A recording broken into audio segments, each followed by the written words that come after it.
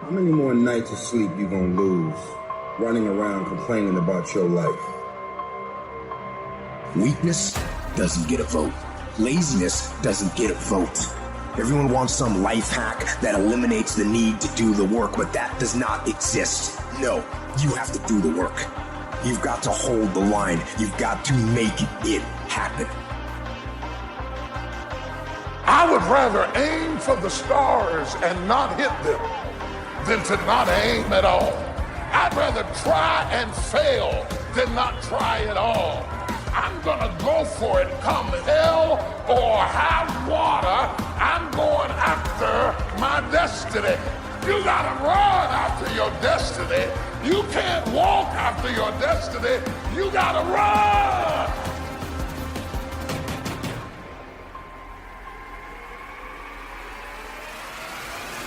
So the most important key to changing your life in any situation is to change results, you gotta change behavior, but to change behavior, you gotta change the emotional state you're in. The mind's like, I wanna be in charge of you. I don't want you to be in charge of me. So it tells you, let's just stop right here. But once you start breaking through that barrier, you start breaking down that governor that you've put in your mind, because we forget we are in control of our mind. Where you can try anything you want in order to hurry things up, but things just aren't going to hurry.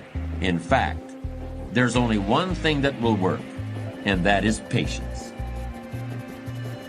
When you're not sure what you're gonna do, you're gonna hesitate, and hesitation kills momentum, and momentum is what makes a sports team win. It's what makes an athlete, a business person win. When you get momentum, it's like takes enormous energy to get a rocket out of our gravitational pull of the Earth. But out of the solar system's easy. Once it has momentum, it takes less fuel, less energy. Starting a relationship, starting a business, changing your body, it takes so much in the beginning. But once you get going, it's actually really easy.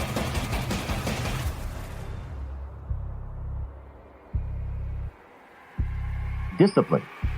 If there is a magic word that stands out above all the rest, this is the one. Discipline. Discipline is the bridge between thought and accomplishment. The bridge between inspiration and value achievement. Discipline does many things, but most important of all is what it does for you. It makes you feel better about yourself. Even the smallest discipline can have an incredible effect on your attitude. And the good feeling you get, that surging feeling of self-worth that comes from starting a new discipline, is almost as good as the feeling that comes from the accomplishment of the discipline. You know how many people do things they don't want to do because they want everybody to like them? Everybody's not going to like you. But you know, there are a lot of people who won't take positions on issues, who won't take a stand for things they believe in, who won't speak up for themselves because they don't want to make anybody mad.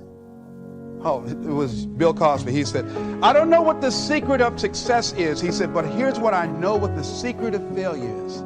He said, trying to please him. Ask with faith. Faith is the childish part. It means believe you can get what you want like a child, not an adult. Many adults are too skeptical. They've lost that wonderful childlike faith and trust. Don't let that happen to you. Believe in, have faith in yourself and your goals. And get excited like a child. Childlike enthusiasm. Nothing can beat it. Kids think they can do anything. How exciting. They hate to go to bed at night and can't wait to get up in the morning. Develop that kind of enthusiasm toward your life and your goals. And be curious like a child. Kids can ask 1,000 questions. Just when you think they're finished, they come up with 1,000 more. They'll drive you to the brink. But it's really a virtue. Have plenty of curiosity. Ask questions. That's how you learn. Here's something else. Most people are not living their dreams because of fear, ladies and gentlemen. I was in Columbus, Ohio yesterday speaking for a particular Ohio department. Young lady named Karen who greeted me, who organized the event. Very talented, very skillful. And she was talking about she wanted to become involved in the consulting business. I say, why aren't you doing it? I said, you have the abilities. I said, you're not here because they like you. You're here because you're doing the job. You're making things happen. And she came up with all kind of ideas, but finally she said, I guess I can't see myself doing it. I guess I'm afraid. Fear, limited vision, and lack of self-esteem is what keep most people doing things they don't want to do. I flew from Columbus, Ohio to Denver, Colorado to a major communications company. And the person that picked me up at the airport told me about the fact that the company was planning on having a major downsizing. And they offered some of the employees there an early retirement, and some of them will earn as much as $300,000. And they said, this is the last time that you can take this offer. If you don't do it, when we have the downsizing, you might be among those who will lose their jobs, and all you will get is your severance pay. And only 50% of the people who were eligible to take the $300,000 took it. The others were afraid to take a chance on themselves. The others couldn't see themselves beyond that company. They couldn't see life after that company. The same reason that people stay in relationships where they're abused or they're unhappy or it's unfulfilling. They can't see themselves beyond that relationship. They can't see themselves enjoying life without that person. They think that this is all that they can do. The same reason that people get stuck at a certain level in life. They can't see things being better for them. And they think that this is it and this is all they deserve. This is all they've ever seen. It's been passed on to them. And they think that this is it for them. Oh no. I was looking what Dr. Blanton, Smiley Blanton, who is a colleague of Dr. Norman Vincent Peale, what he said about fear. He said, fear is the most subtle and destructive of all human diseases. Ladies and gentlemen, fear kills dreams. Fear kills hope. Fear put people in the hospital.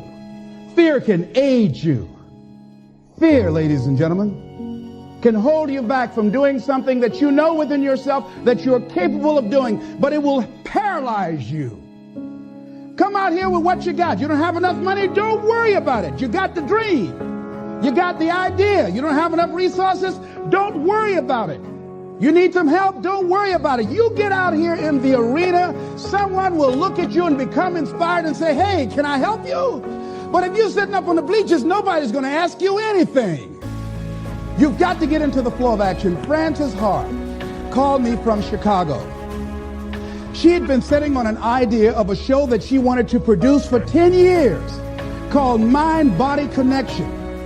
So someone saw me speaking in Chicago at a sorority convention and said, I saw a guy that perhaps can host this show for you who has energy and charisma.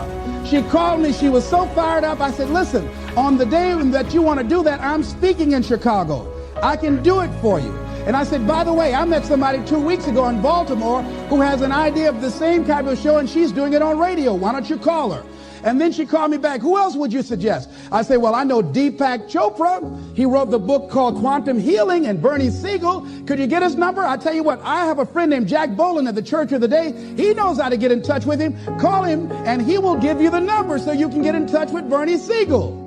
That lady started calling all around. Did not have the resources, but she had this idea and dream. And she said the other night when she came before the audience that had gathered in the studio, she said, I feel like I've been pregnant for 10 years. And tonight you're going to witness a beautiful delivery. And it was.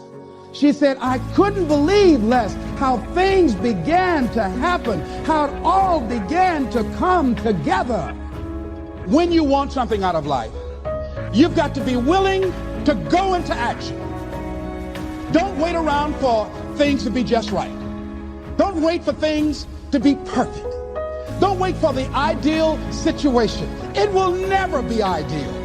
There will always be a reason. Well, as soon as the children grow up, as soon as I pay my bills, or as soon as I get my divorce, as soon as I get enough money together, do what you can, where you are with what you have, and never be satisfied